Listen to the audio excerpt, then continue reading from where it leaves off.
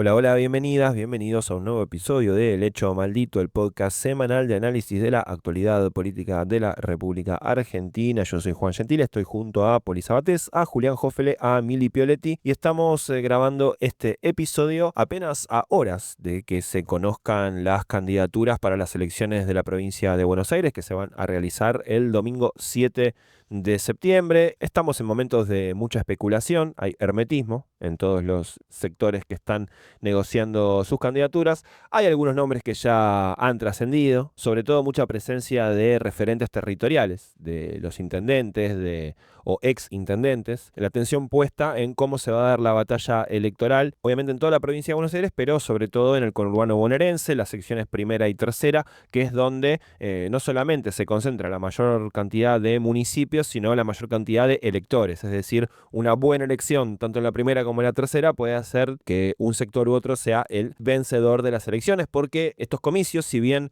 van a ser provinciales, ustedes recuerdan que finalmente se impuso la postura del gobernador Axel Kicillof de desdoblar estas elecciones de las elecciones nacionales que van a ser en octubre, sin dudas van a tener una interpretación en la clave nacional. Vamos a estar todos mirando cómo le va al gobierno, cómo le va al principal espacio de la oposición, que es el peronismo, y también se pone a prueba el espacio de centro, el espacio que integra el radicalismo y otros ex peronistas o distintos espacios también del progresismo, del ex progresismo, como puede ser la coalición cívica, el GEN y demás. También a ver si existe o no ese electorado de centro. También con la particularidad de que quien había manifestado su voluntad antes que nadie de ser candidata y protagonizar estas elecciones estaba presa en su domicilio, ¿no? Como es la expresidenta Cristina Fernández de Kirchner, que claro, hasta el día que se conoció la confirmación de la sentencia de parte de la Corte Suprema de Justicia y la proscribió de estas elecciones, cambió por supuesto el escenario, íbamos a una competencia donde iba a haber una figura de mucho peso, lo cual posiblemente iba a obligar al gobierno también a buscar un nombre fuerte para competirle a Cristina en la tercera. Bueno, ahora estamos en un escenario en el cual los nombres que se barajan, ninguno termina de ser disruptivo, ¿no? Lo que aparece.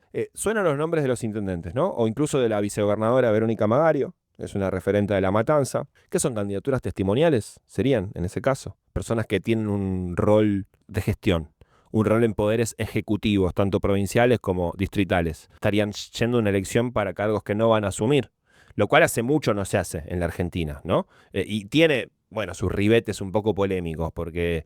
eh, 2009. y en su momento también es medio raro, porque vos como un votante decís, che, voy a apoyar a esta persona, pero que ya sé que no va a asumir para el cargo que la estoy votando, qué sé yo. Es como que hay como un pacto ahí de medio performático entre la sociedad y el candidato. No sé, es medio raro también. Por eso a mí me llama la atención. Digo, por un lado tiene sentido el protagonismo de los intendentes, porque es una elección que se da en el territorio, pero al mismo tiempo digo, che, pero pará, ¿qué me vas a hacer votar algo que es de mentirita, digamos, de alguna manera? Bueno, nos quedamos efectivamente sin saber si la dos veces presidenta y una vez vicepresidenta y senadora, etcétera, efectivamente iba a ocupar un cargo o iba a ser candidata en una sección electoral provincial. No pasó. Me parece importante que arranques diciendo, recordando que está presa, Sí. quien se había postulado por lo menos mediáticamente a ocupar ese lugar.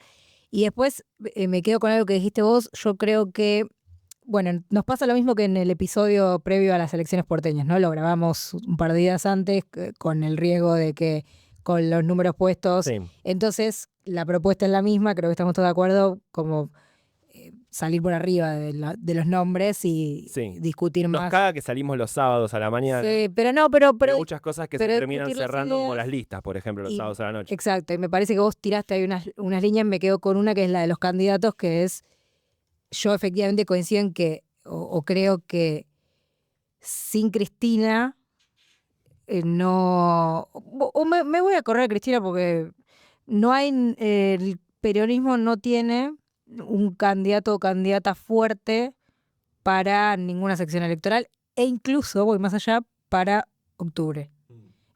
Magario podría ser, entiendo por qué suena su nombre y si efectivamente termina siendo, creo que no es desacertada la elección, además de que es de consenso.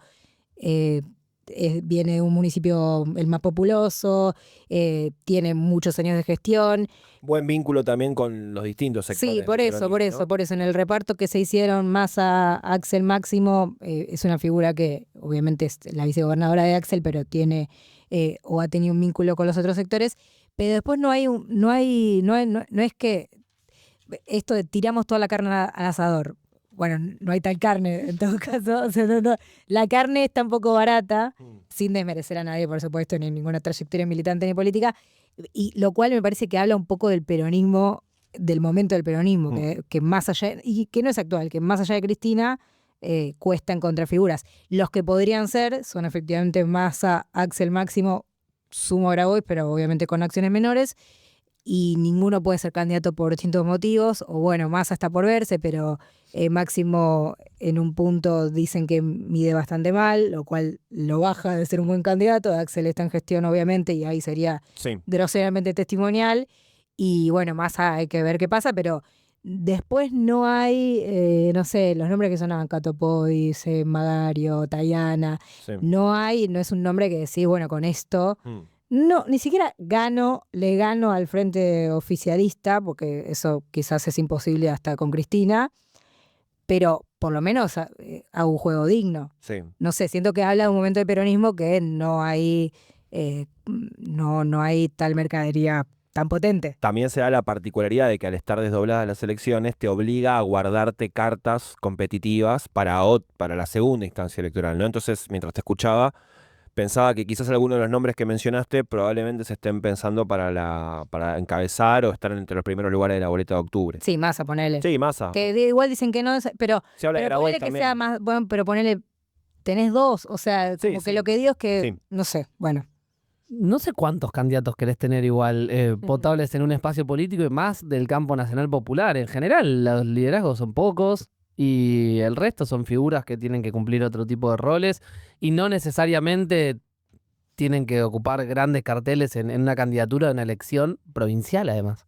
O sea, es una elección que adquirió mucho volumen fundamentalmente porque Cristina había anunciado su participación y porque Axel Kicillof decidió el desdoblamiento, lo cual, como decían ustedes hace un rato, le va a dar mucho más valor a la elección porque va a mostrar qué es lo que probablemente pueda llegar a pasar en la siguiente, en la nacional. Entonces, ese adelanto de cómo viene el panorama electoral es lo que hace que estemos hablando tan puntillosamente de esta elección, pero lo normal sería no tener candidatos tan conocidos en las distintas secciones de la provincia de Buenos Aires. Y de todas formas, creo que más o menos para octubre conocimiento también tienen. A ver, es verdad que mencionaste también octubre. Bueno, la principal candidata está proscripta, además de presa, ¿no? Porque digo, también la inhabilitaron para ejercer cargos públicos. O sea, si saliera mañana, en principio sigue presente esa condena, ¿no? Cuestión que debería revisarse en instancias internacionales, pero aún en libertad Cristina no podría ser candidata todavía. Así que eso es una situación obviamente compleja y que no tienen las demás fuerzas políticas. Digo, ninguna otra fuerza política tiene candidatos proscriptos en esta elección, y especialmente una que había anunciado que iba a ser candidata. Pero bueno, a ver, a mí me parece que esas razones hacen que sea una elección bastante más importante de lo que tenía que ser. Sin embargo, la discusión no se va a dar estrictamente por las candidaturas, pues tampoco creo que la Libertad Avanza tenga maravillosos candidatos. Así como, de hecho, el gran hincapié lo están haciendo en el color y en, ¿qué es el águila? ¿Un águila? ¿Me estoy confundiendo de animal? Sí. Que ahora ya no es más una ira. Sí, sigue siendo la Han águila. utilizado varios animales. Van a hacer mucho hincapié en eso, ¿no? En el color, el águila y la figura de Milei. Digo, no es que van a estar como, mirá, el gordo Dan. No sé. Bueno, en algún momento se había especulado con que vía Santiago Caputo las fuerzas del cielo tuvieran sus candidatos, los referentes de redes sociales como el Gordo. Finalmente eso quedó marginado por la preeminencia del ala Karina Pareja, ¿no? Ahí es muy interesante esto que decís, cómo estos influencers, que son influencers y no son dirigentes políticos, digo, cómo hoy, ante la inminencia del cierre de listas, eso queda más sobre la mesa que nunca, ¿no?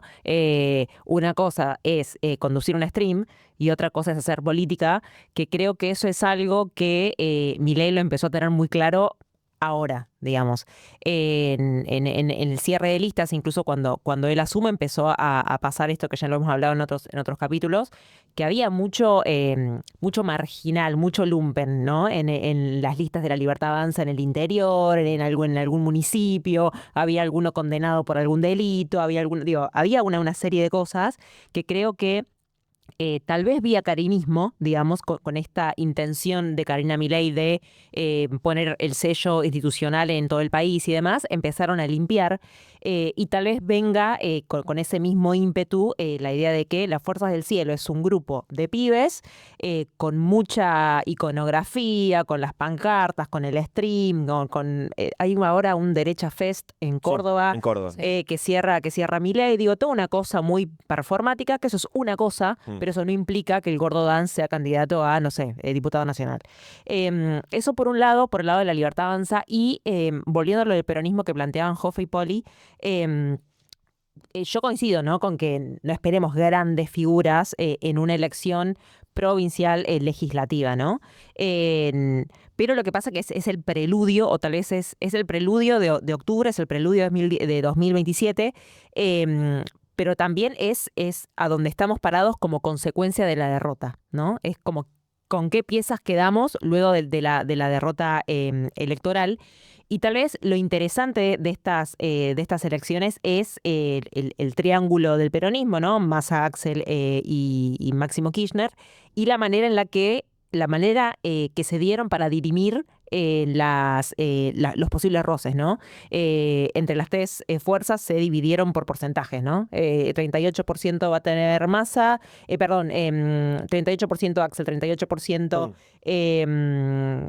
Máximo y 24 Massa. Sí. Que es una forma novedosa de dirimir roces que nos han llevado a una derrota previamente. Digo, es un experimento, de última, a ver cómo sale.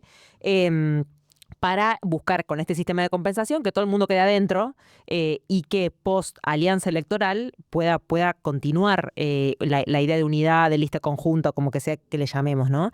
Pero creo que eso es lo novedoso. Las figuritas y los nombres los veremos. No hay mucho para elegir, no hay mucha carne para tirar al asador, coincido con Poli. O sea, no se me ocurren nombres rimbombantes que rompan todo y yo diga, wow, te voto. La candidata a diputada nacional que se va a renovar, no en esta elección, sino en la de octubre, que encabezaba en 2011, era Victoria Tolosa Paz. Sí. Recuerdo. No, En 2011 dije, perdón, en 2021. por Victoria eso, Tolosa Paz era la que encabezaba digo, por no eso, es que- por eso dije, para mí habla no de este momento del peronismo, sino de un proceso del peronismo en el que, más allá de Cristina, ¿qué hay?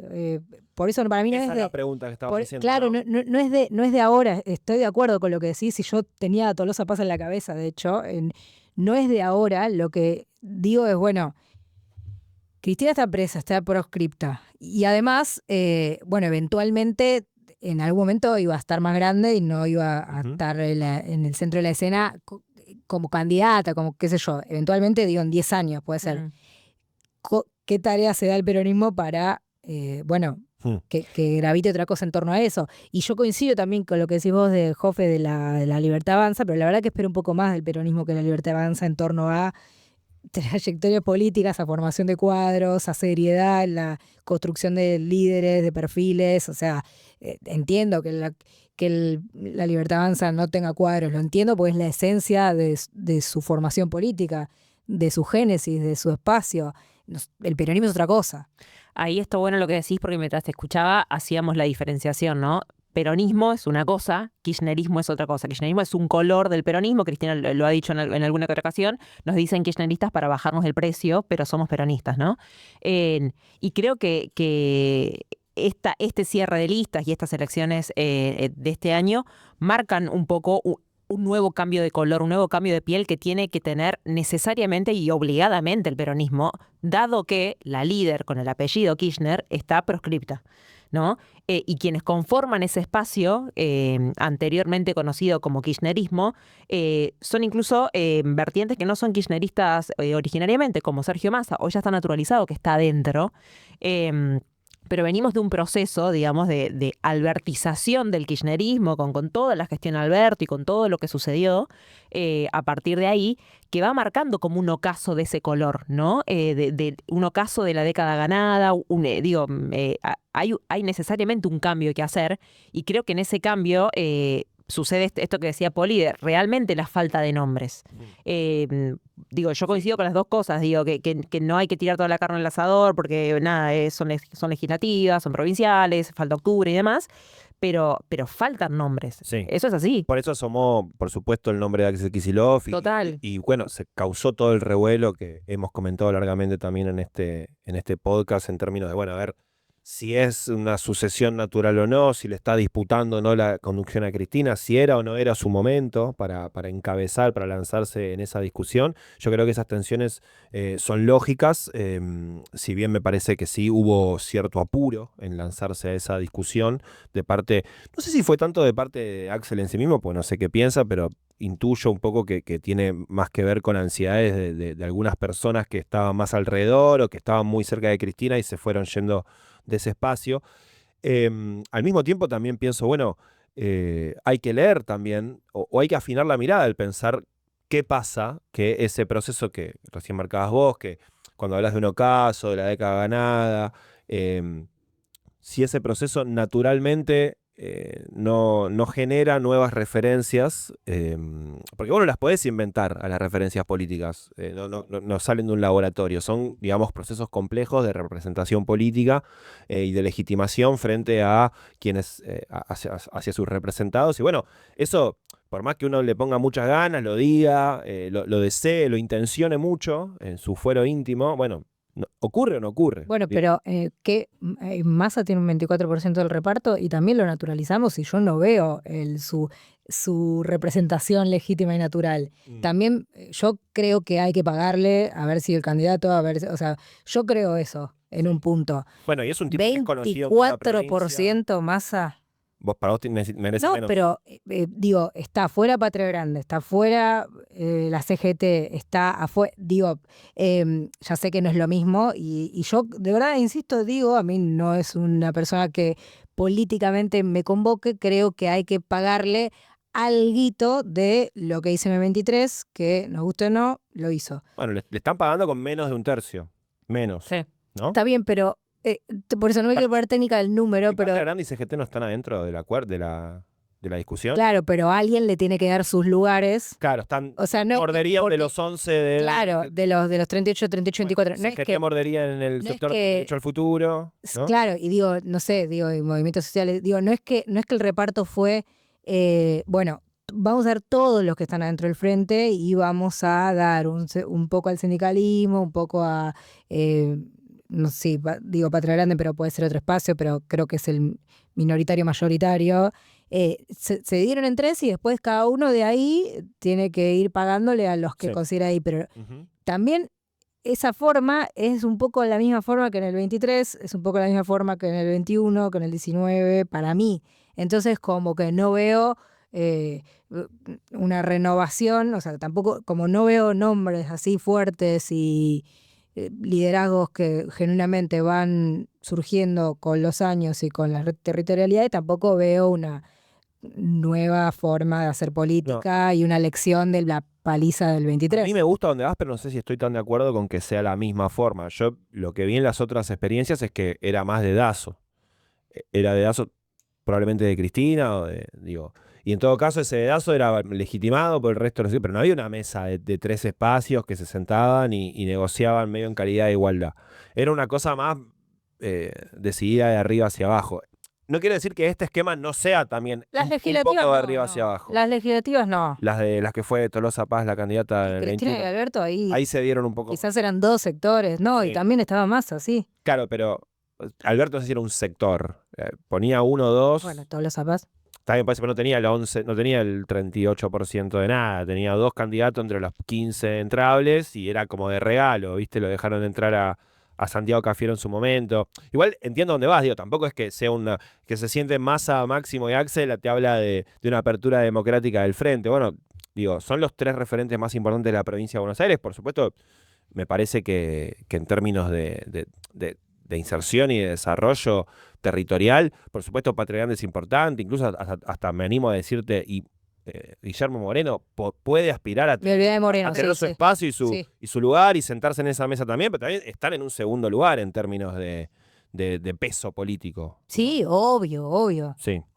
Y ahí justo mencionaron a Grabois, en la idea del peronismo en este cierre de listas y en esta división tripartita, es justamente que Grabois muerda de ahí también, muerda dentro de la pata dentro de la pata cámpora, digamos, pero existe la posibilidad de que Grabois se presente por aparte, siendo él la cabeza de lista, porque de hecho él dijo que si Cristina iba de candidata, él bajaba y apoyaba. Pero era la única manera en la cual él no iba a ir a la cabeza de lista. O sea, está esa posibilidad de que la mentada unidad, entre muchas comillas, finalmente sea un aglomerado yuxtapuesto Claro. de listitas. Sí, Eso, sí. pero bueno, ¿le tendrían que habilitar ser como una Exacto. conectora por adentro o él tiraría una boleta por afuera? Y es que sin Cristina activa Igual ahora ya realmente, ahora ya está, ¿no? Pero Para la de octubre puede ser. para la de entonces. octubre puede ser, pero sin una Cristina activa realmente que te habilite o no te habilite. Sí, eh, Activa está, activa, recontra activa. Por supuesto que está activa, pero digo, con las limitaciones que tiene hoy, de aparecer, de decir, de estar, de protagonizar una reunirse, campaña. digo, físicamente está impedida a veces de reunirse con algunos diputados que tienen que presentar 3 millones de trámites antes de ir a la casa. Entonces digo, eso cambia un poquito la dinámica a la que estábamos acostumbrados de Cristina sí, Cristina no, a eso me refería. Sí, tiene más limitaciones que los genocidas, ¿no? Eso hay que volver a decirlo. Sí. Pues si no, son cosas que pasan de largo. Pero bueno. Sí, por supuesto que el peronismo logró una unidad que parecía, por lo menos un tiempo atrás, difícil, ¿no? Si teníamos esta misma discusión hace 6 meses o cuando empezamos la temporada del Hecho Maldito de este año, lo veíamos más lejos, me parece, ¿no? En términos de cómo estaba de intensa la discusión entre el sector de Axel y el sector de Cristina. Sí, convengamos que si nos ponemos a pensar en las deudas pendientes que tenemos, lo que fue la derrota electoral, como mencionaba Poli recién, tremenda con el sector que en la política tenía muy pocos años y que ganó una elección por mucha diferencia, además, digo, casi 10 puntos. Haber empezado por reunificar lo que ya estaba unido no es un gran paso. Claro. O sea, tuvimos una casi terrible noticia que era, bueno, una división dramática. Ahora, hasta ahora ni siquiera estamos, o sea, ni siquiera sumamos algo respecto a lo que había. Yo te digo porque O sea, en un solo momento... no se desarmó. Digo, En un momento yo vi el peor escenario y te lo decían de los distintos lugares, te lo decían. Hoy en día hay 2 listas o 3. Me acuerdo un día que alguien de Massa me dijo, hoy en día hay 2 o 3, me dijo. Porque si no se ponen de acuerdo entre ellos, tiramos la nuestra, si somos el Frente Renovador. Y dije, no, pará.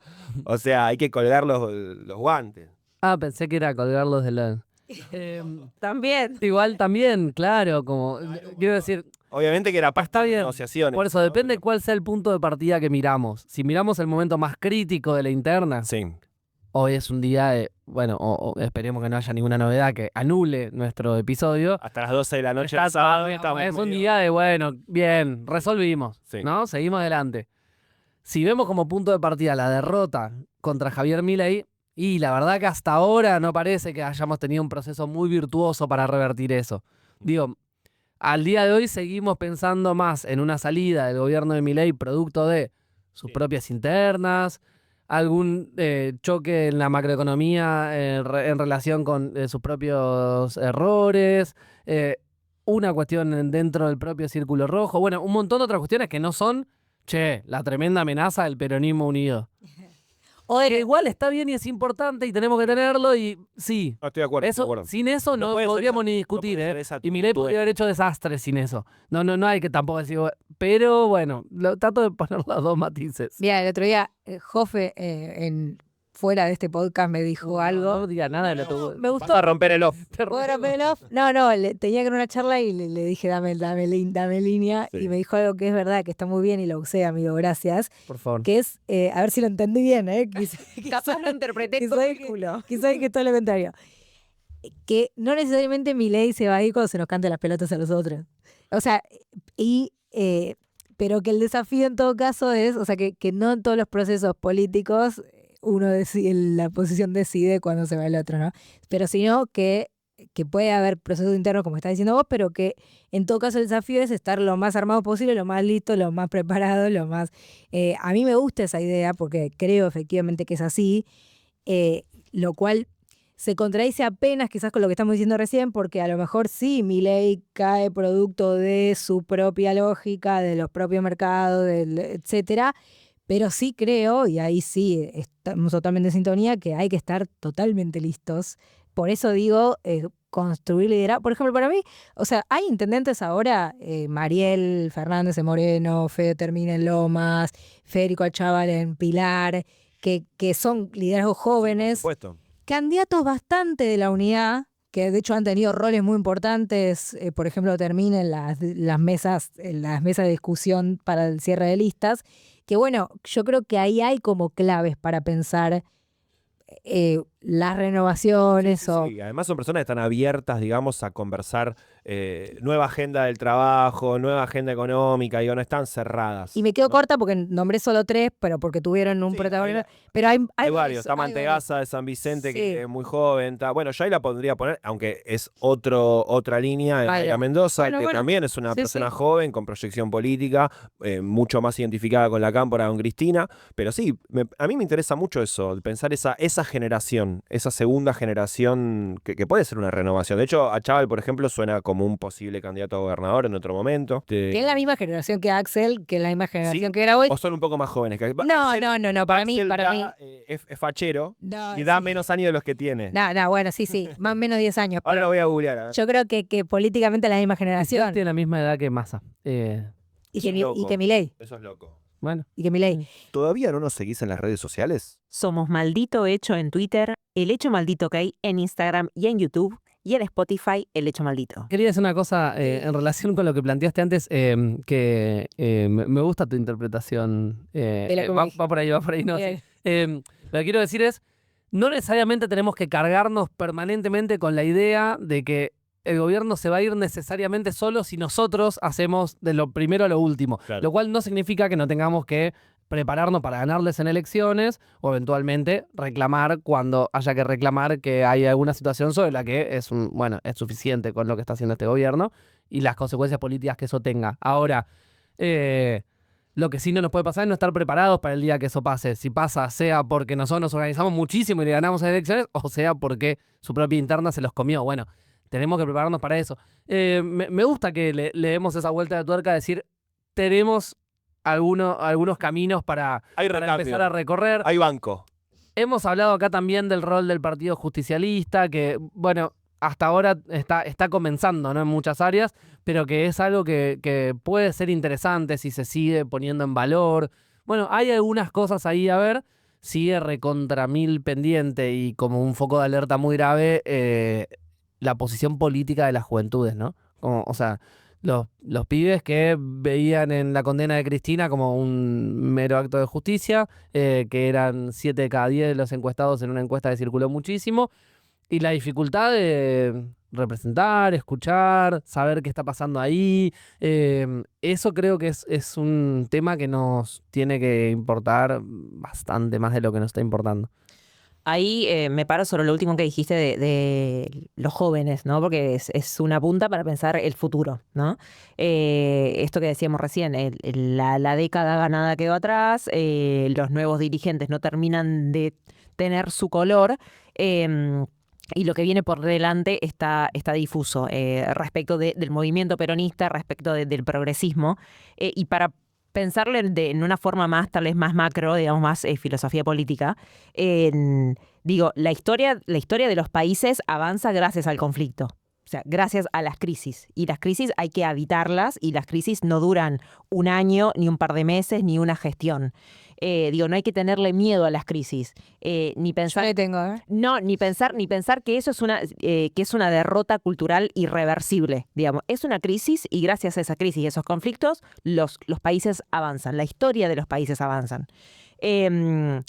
Escuchaba esta semana a Martín Guzmán decir que dice, el modelo de Milei va a durar mucho más de lo que muchos dicen, ¿no? Bajando esta hipótesis que muchos teníamos al principio del gobierno de Milei, que es el gobierno se cae, esto no va a pasar, el Congreso no va a dejar que suceda, va a caer por su propio peso, esto que decíamos recién, Jofe también, de que va a caer por sus propios errores o por el círculo rojo, y tal vez no sea así.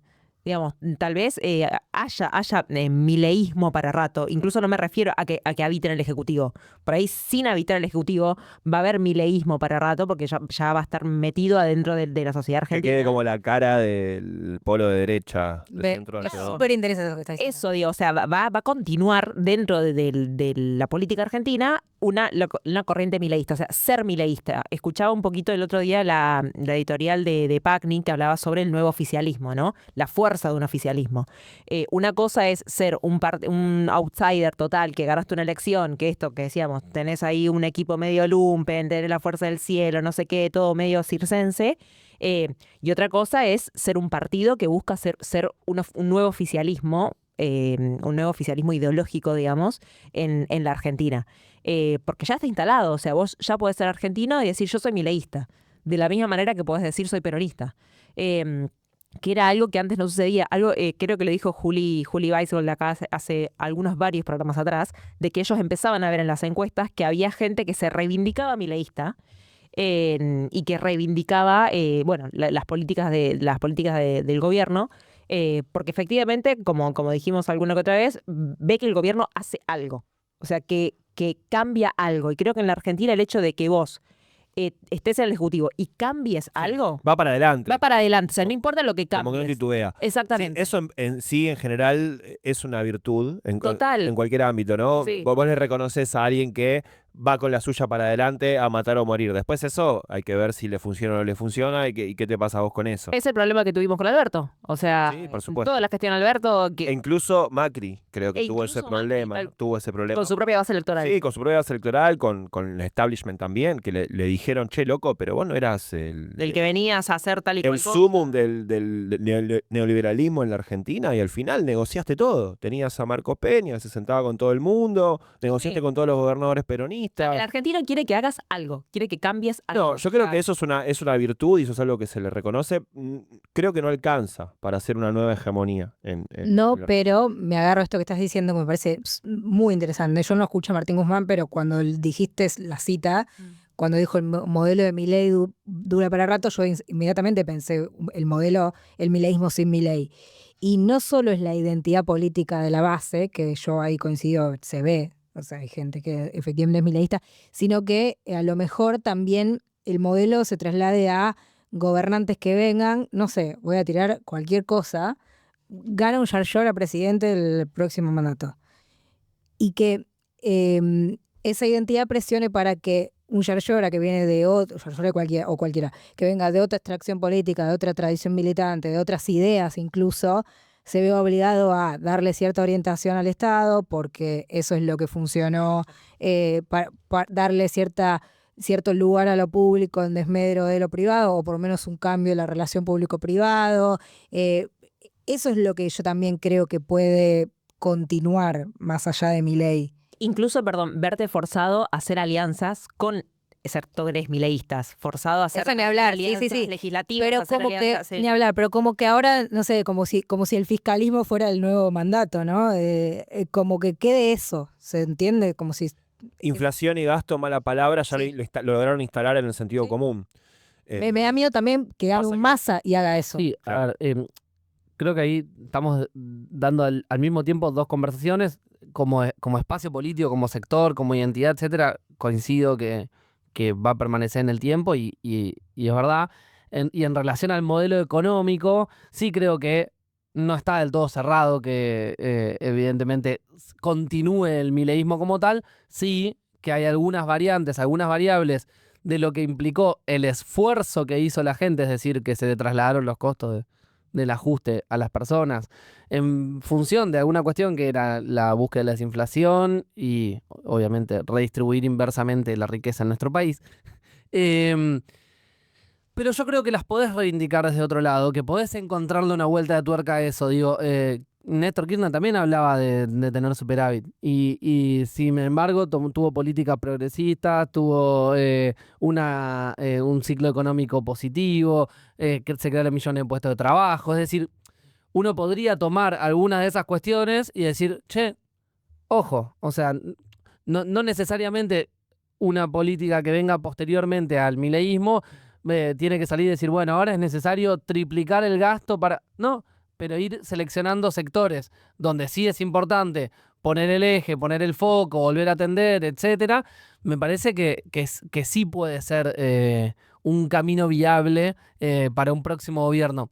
Más pensando, por ejemplo, Milei se ha plantado con sectores del poder económico, obviamente tiene otro lugar desde donde hacerlo, porque también tiene otros apoyos, que al gobierno peronista anterior le costaba muchísimo. Digo, va y le dice al agro, bueno, ustedes resuelvan lo suyo, yo me estoy ocupando de otra cosa. Problema de ustedes si no pueden con esto, problema de ustedes si no pudieron hacer un gasoducto, problema de ustedes si no... Digo, generen algo. Bueno, yo creo que también un gobierno nuestro tendría que apretar mucho más al sector privado y a un montón de sectores de la economía a que se pongan las pilas y no estén siempre esperando que sea el Estado el que responda, que el Estado esté para responder a los que realmente lo necesitan y que con esos sectores sea el actor más dinámico, el actor que protagonice, el actor que impulse algunas discusiones, no el que se haga cargo de todo. Escuchábamos hace un rato algunas declaraciones de Nicolás Pino, el presidente de la Sociedad Rural, después de la reunión que tuvieron con Milei, donde le demandaba al Estado la mantención de las rutas, ¿no? El Estado, estamos transitando rutas que están destruidas, no podemos sacar nuestra producción, eso nos trae un problema. Entonces, bueno, son los mismos sectores que lograron instalar en el sentido común que el Estado tiene que bajar el gasto drásticamente, tiene que gastar poco, pero después le va a pedir al Estado que le mantenga las rutas. Entonces, ahí también aparece una contradicción, porque si vos querés un país productivo, un país que crece, un país que exporta, que da trabajo, que tiene los servicios sociales que tiene Argentina, que es un país con un estado de bienestar grande en comparación con la región, sin dudas, digo, la red que tiene educativa, de salud, de universidades. Por ahora. Sí, que están bajando el gasto. También ahí es interesante hilar fino, ¿no? Porque si vos vas a ver cuánto es de porcentaje del gasto público, hospitales, no te cambia la aguja, no te la mueve. Jubilaciones sí mueve la aguja. Es el ítem más importante. Los gastos previsionales, por supuesto, ajustaron ahí. Pero quiero decir, los mismos sectores que son del poder concentrado, como es el caso de la sociedad rural, o uno puede mencionar 4 o 5 sectores que son identificables con los que integran la EA, básicamente, la Asociación Empresarial Argentina, que es el establishment argentino. Punto aparte, hago empresas nacidas en el calor del primer peronismo, con exenciones impositivas, ¿no? Gigantes, créditos, un montón de cositas. Además, toda la vida recibieron ayuda del Estado. Pero bueno, son sectores que trabajaron fuertemente para instalar la idea de que el gasto estatal es excesivo, está mal, fue derrochador el Estado. Bueno, pero después en el año y medio de un gobierno neoliberal le están pidiendo por favor que le arreglen las rutas, en la misma semana en que están cerrando Vialidad Nacional.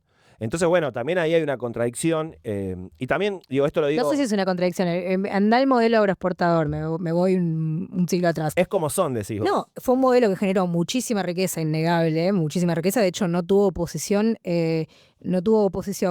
de idea, no tuvo oposición teórica ni siquiera, no hubo, pero no quiero faltar el respeto a los Milcíades Peña, pero no hubo una producción teórica, ni una oposición industrial fuerte, ni una oposición política ni económica fuerte que en ese momento dijera hay que ir por otro lado. Fue un modelo que generó muchísima riqueza, pero no generó un desarrollo. No generó mejor calidad de vida. Entonces no es en la historia de era Argentina. extractivismo, sí. Bueno, hasta que llegó la industrialización, digamos, y la institucionalización de los trabajadores como un actor en la vida social y política, con derechos, con organizaciones y demás. Y no genera dólares. Claro. Que es el gran problema. Sí. No es el sector más dinámico. Sí. O sea, obviamente no podés competir contra las exportaciones. Ahí estábamos yendo al nudo, digamos, de la discusión por el modelo económico de la Argentina, digamos, como un país agroexportador primario o como un país que vaya hacia un norte de desarrollo industrializado, desarrollo, digamos, con valor agregado. Esa es siempre la discusión en la que terminamos cuando nos metemos con el tema del modelo económico. A mí, por supuesto, no deja de llamarme la atención la posición de algunos sectores de poder que pareciera que están más cerca de poder alcanzar sus objetivos en una comunidad organizada que en un modelo neoliberal de vaciamiento y fuga, porque después termina pasando eso, y los tipos quieren sacar más camiones de exportación y se le rompen una goma, digamos, porque no... Que también vos pensás que hay actores de la vida política y económica que están más preocupados por sacar una rentabilidad monstruosa y bestial en el corto plazo que ser un engranaje más de una rueda que gire bien durante mucho tiempo. Entonces, esa búsqueda Bueno, que el propio sistema un poco también te lleva en todos los sentidos, un poco no, en todos los sentidos, el sistema económico, cultural, etcétera, que bueno, también dificulta ese diálogo con algunos sectores. Sí, sí. También hay algo del poder, ¿no? Hasta filosófico cultural. Digo, son sectores que el 50-50 no lo quieren. O sea, básicamente no les gusta no mandar. Entonces, por supuesto que siempre boicotean cualquier proyecto que los corra de ese lugar. Y bueno, yo lo dije una vez acá, reforma agraria, viejo. Pero no, es que todo vuelve al mismo Las punto. 1000 familias. Es que todo vuelve al mismo punto. Si no Expropiar. rompemos el puto pacto No. tácito de vos me das comida y yo no te toco la propiedad de la tierra, no hay salida. No, sobre todo después de que fracasaron las variantes moderadas, digamos. Chicos, yo me voy yendo, pero la próxima la seguimos. Sí. No vengo igual el viernes que viene. No, tranquilo, vos podés ir. O sea, te vas antes ahora y el viernes que viene No, venís. No Me vengo. gustó la propuesta. O sea, es una paritaria en vivo. No me voy antes. Lo di por cerrado el capítulo cuando Poli dijo eso. Es lo que hago cada vez que dice reforma agraria. Si quieres una paritaria, es Pero una medida de fuerza. es una provocación diciéndole, dejemos de darle vuelta a eso, porque hasta que no hagamos eso, Le vamos a poner reforma agraria al capítulo. Hasta que no expropiemos a las 1000 familias que tienen toda la tierra argentina a desalambrar. Bueno, no sé. ¿Ya estamos? ¿Qué dices? ¿cómo empezamos con Magari y terminamos acá, no? No, es incomprensible. O sea, esto siempre sucede. O sea, nombramos a Fede a Chaval en el medio. Sí. El gordo Dan. Pero Bavario, qué mujeres. No, qué gran referente. Por supuesto que no es referenta, es instrumentario. Sí, por supuesto. Se cagan de risa, es impresionante. No, veo modelo agroexportador Vero Magario como que me dicen corto. Le puedo poner así al capítulo. Todo lo que vos el nombre del capítulo. Qué bueno, me encanta.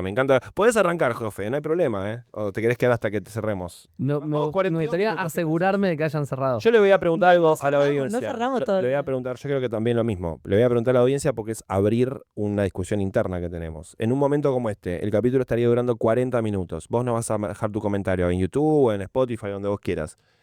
¿Considerás que está bien? ¿40 está bien? Si ya te dijeron todo lo que tenían que decir. ¿O te falta un poco A mí me más? falta un poquitito de gobierno que no lo hablamos. El gobierno nacional. Que dólar, inflación, Sí. ¿Qué movimiento? Patricia Bullrich, Garrahan, bueno, Pará. por lo menos mencionarlos así brevemente, que es lo que acabo de hacer básicamente. Que Y yo tiene... tengo algo para sumar ahí, Sí. que es una de las buenas noticias de la semana. Que Pero- parece que nunca hay buenas, hay algunas buenas. ¿Qué pasó con Santiago Caputo? ¿Alguien sabe cómo es la historia? ¿Lo marginaron realmente de las que está decisiones? fuera, decís. Sí, o no sé, o es como un acuerdo de decir, baja un poquito la cabeza, porque él había levantado el perfil en un momento, ¿no? Sí, paréntesis, se fue Jofele. Sí, se fue. Pero que sepas que Bledo, ¿verdad? Levantó a Rosario. Le mencionás reforma agraria y se indigna.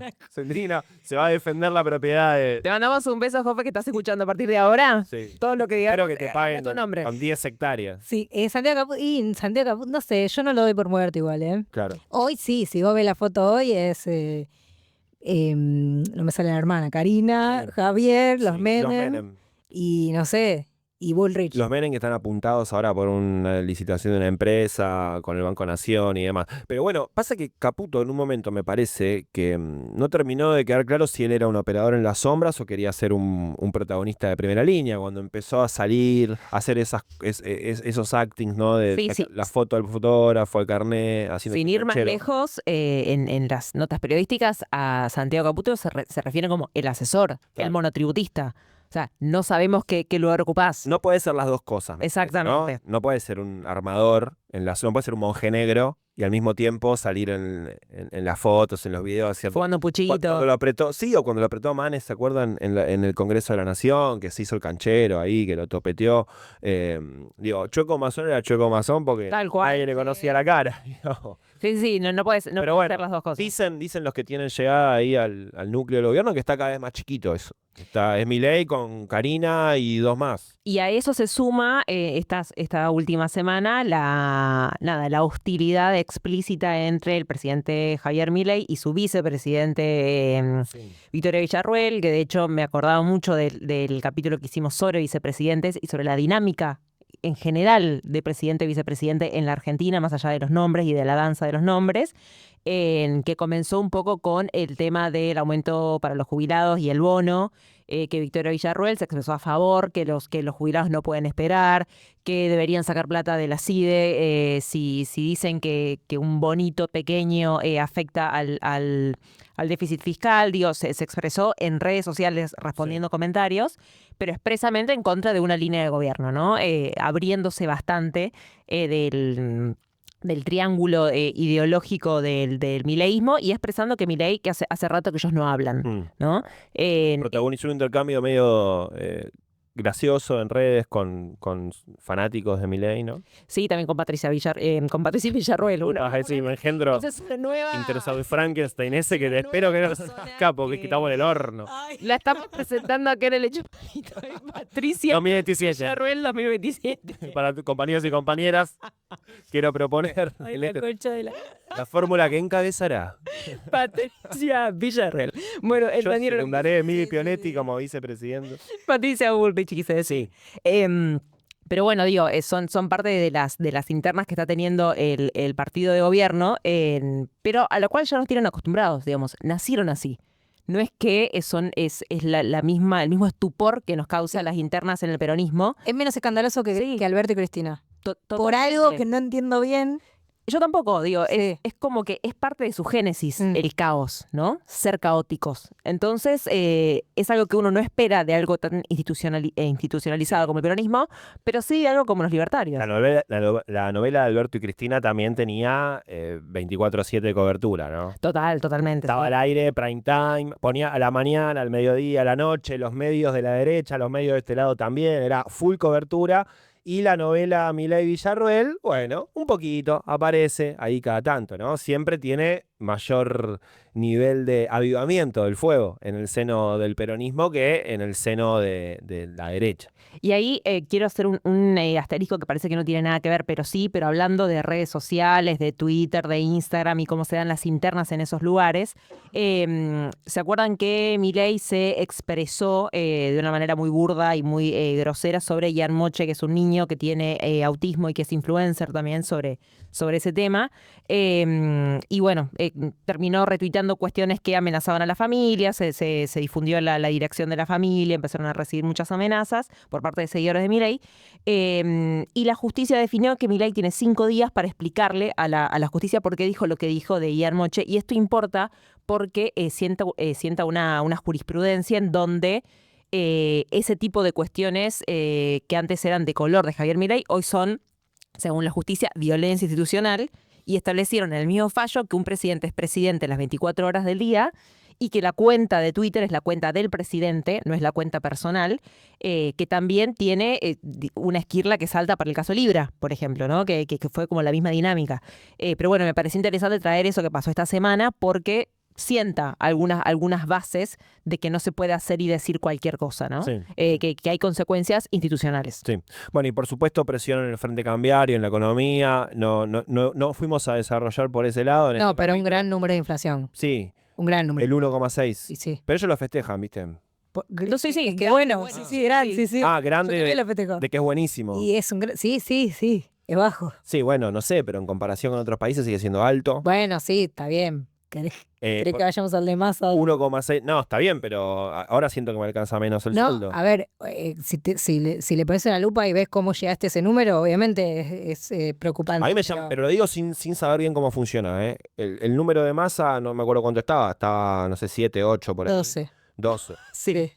Pero yo llegaba mejor a fin de mes. No, bueno, eso es verdad. Lo marco como una contradicción, ¿eh? Yo iba a decir eso, el número es bueno, objetivamente podemos, como siempre decimos, cuestionar la medición. Sí, ahora lo que empieza a pasar es que todo el mundo dice, pero a mí no me da. No, a mitad de mes. Sí. Llegás al 15. Y además se ve en la caída de popularidad también de él, Sí. del presidente. Sí, por eso también a mí me genera una pregunta, ¿no? Cada vez que veo ese número. Digo, la pregunta de cómo entenderlo. Porque Pero, vos lo ves que empieza con 1 y decís, bueno, sí es bajo. sí, pero a la hora de votar, para mí no hay que subestimar el número bajo de inflación en muchísimos electores. No, por supuesto, y además, bueno, todavía no se sabe bien si va a haber traslado o no traslado a precios. También ahí hay cosas, ¿no? Que parecen, que hay que, evidentemente, habrá que estudiar para entender, pero digo, ¿cómo es el traslado a precio? Porque vos tenés el último mes tenés una devaluación del 12-13% del dólar.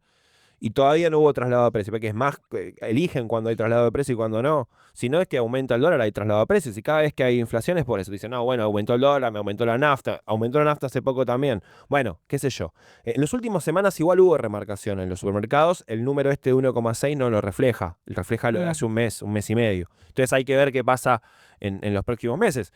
Hay que ver si, lo decimos siempre, ¿no? El plan del gobierno hasta ahora da la sensación que es sostener este modelo medio atado con alambre hasta las elecciones y después hacer quizás una corrección en el modelo cambiario. Ahora estamos en el de las bandas, que el dólar sí iba a caer como un piano, bueno, ahora está más cerca del techo de la banda que del piso. El gobierno efectivamente además salió a comprar para tener en las reservas que había declarado que iba a comprar en 1.000, pero terminó comprando en 1.200 y pico. Digo, ahí hay un frente que da señales de tener turbulencias, ¿no? Y por supuesto hay una pregunta importante. Primero, ¿cómo llega hasta octubre con este esquema? Si no va a tener que hacer una corrección antes de las elecciones, con lo cual sería un problema para el gobierno si tiene que corregir el tipo de cambio oficial. Y para nosotros. No, para nosotros sin duda, sí. Total, ahora estaba en 1.300 y pico el dólar, ¿o no? Y estaba en 1.000 hace un mes. El blue, sí. Sí. Y creo que también en parte ahí está la... Bueno, pero ahora el blue Bueno, es lo mismo. creció penitas la brecha. Que no hay brecha, claro. Creció a penitas en estos días. Claro. Después se achicó un poquito, pero sí. Sí. Pero bueno, también hay una duda ahí, ¿no? Está claro que la gente continúa todavía bancando. Esto que decimos de que nos Bueno, vamos a ver. Hay que ver qué no solo en el 7 de septiembre, hay elecciones en Corrientes, Claro. creo que antes, ¿no? Sí. Antes de... Sí, a fines Bueno, de Santa Fe julio. le fue bien al gobierno. Por eso, bueno, vamos a ver Hmm. si sigue... Sí. Por eso hay mucha incógnita en ese sentido. El gobierno ya fue al fondo, ya liquidó la cosecha, ya se quemó el blanqueo, ¿no? Sí, total. Hay toda una Las serie- fuentes de financiamiento empiezan a ya escasear, empezás a quemarte las fuentes que tenías. Pero bueno, la realidad es que algunas encuestas muestran que cerca del 75% de las personas volverían a insistir con la motosierra antes que volver a lo de antes. Digo, Sí. lo que tiene a favor a Javier Milei, que lo decimos siempre, es que tiene un gran nivel de confianza. Es decir, que las personas tienen una hipótesis sobre la conducta futura del gobierno que es positiva. Y sobre esa hipótesis es difícil operar, digamos. Es difícil armar una lista, modificar una elección, digo, eso. Es una hipótesis que opera en la cabeza de la gente de que la conducta futura del gobierno va a ser positiva. Y hay que ver, digo, eso también se puede romper. Expropiación. Reforma agraria. Una canción de tipo de la Polla Records, algo así, ¿no? Está para una de esas. Che, bueno, se terminó este capítulo. Me duele que se haya ido Joffe, la verdad, en Sí. el medio, pero bueno. Porque además no sacamos foto todavía. ¿Le sacamos foto? No. Bueno, le ponemos una foto vieja, Jofé. Lola, Se jode por boludo. se jode, ponemos a Alf en su lugar. No sé por qué se me salió Alf, porque es medio pelirrojo como Jofé. Bueno, se terminó este capítulo. Estuvo Milly Pioletti, estuvo Poli Sabatés, estuvo Julián Jófele, yo soy Juan Gentile. Esperemos que ustedes anden bien, hayan disfrutado de este episodio, tomando unos mates, disfrutando del frío con sol que parece que viene en gran parte del país por estos días. Estamos en la previa del receso invernal, así que les mando mucho abrazo y mucha fuerza a quienes tienen niñitos y niñitas en edad escolar. Los van a tener ahora full en casa o con planes y demás. Y van a valorar seguramente de forma importante el labor que hacen los docentes y las docentes de este país, criándoles los pibes todo el día, básicamente. Bueno, nos volvemos a encontrar la semana que viene. Esto es El Hecho Maldito y es el mejor podcast de la Argentina. Chau.